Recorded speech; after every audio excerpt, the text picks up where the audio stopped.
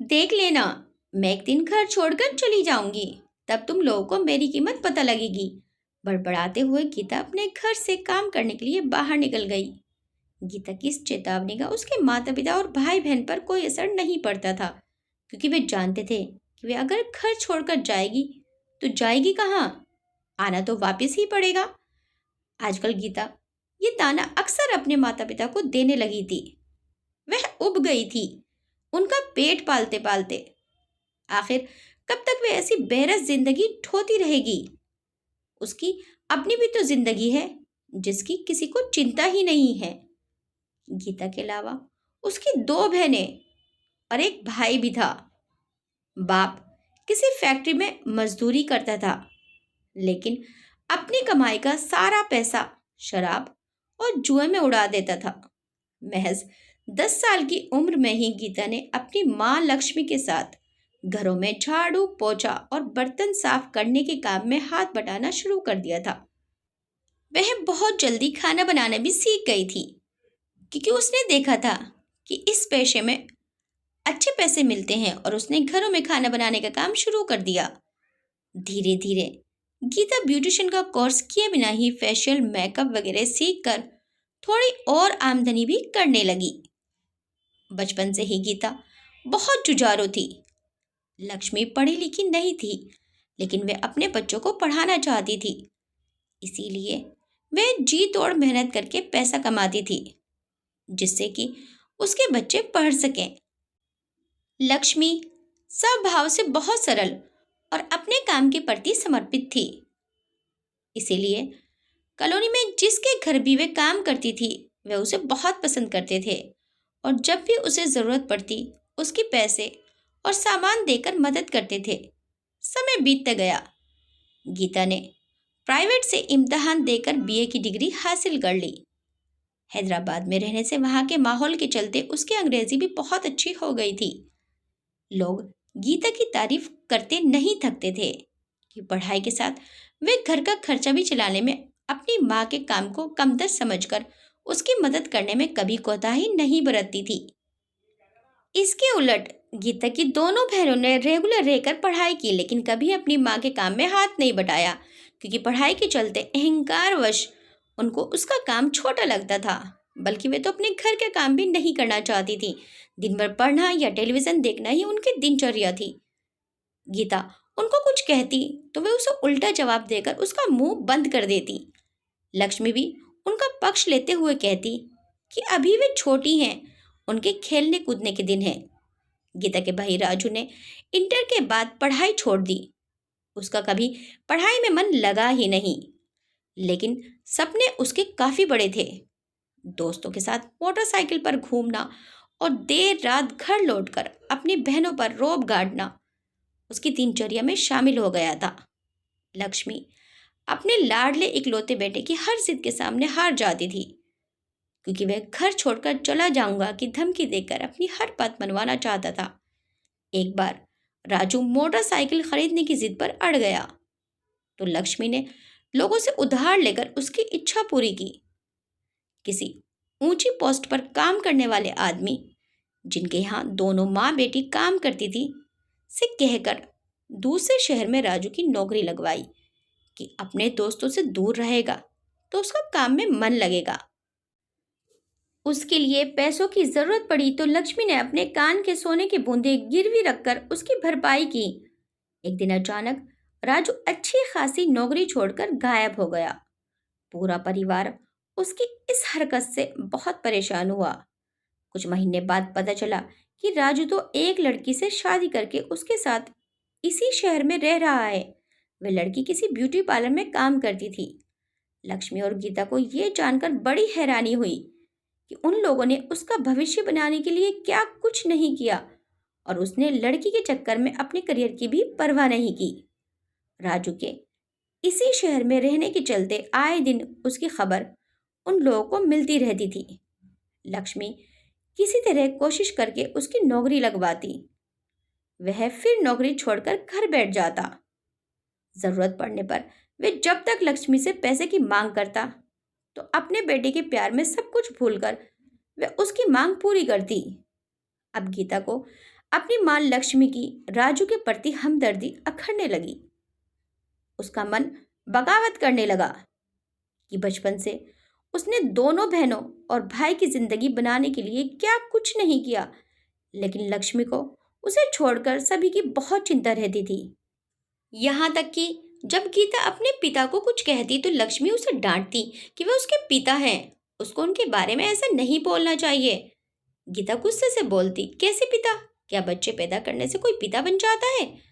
जब वे हमें पाल नहीं सकते तो उन्हें बच्चे पैदा करने का हक ही क्या था? गीता को अपनी मां लक्ष्मी से बहुत हमदर्दी रहती थी, लेकिन जवान होते होते उसे समझ आने लगा था कि वह अपनी हालत के लिए खुद भी जिम्मेदार है।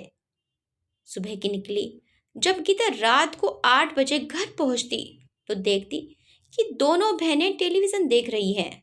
माँ खाना बना रही है, मांजने के लिए बर्तनों का ढेर लगा हुआ है। तो उसका मन गुस्से से भर उठता था, लेकिन किसी को कुछ कहने से फायदा नहीं था। वे मन मसोस कर रह जाती थी। गीता ने अब बीएड भी कर लिया था और वे एक स्कूल में काम करने लगी थी, लेकिन उसने खाली समय में घरों के काम में माँ का हाथ बटाना नहीं छोड़ा था। स्कूल से जो तनख्वाह मिलती थी वे तो पूरी अपनी माँ को दे देती थी, लेकिन घरों से उसे जो आमदनी होती थी वे अपने पास रख लेती थी।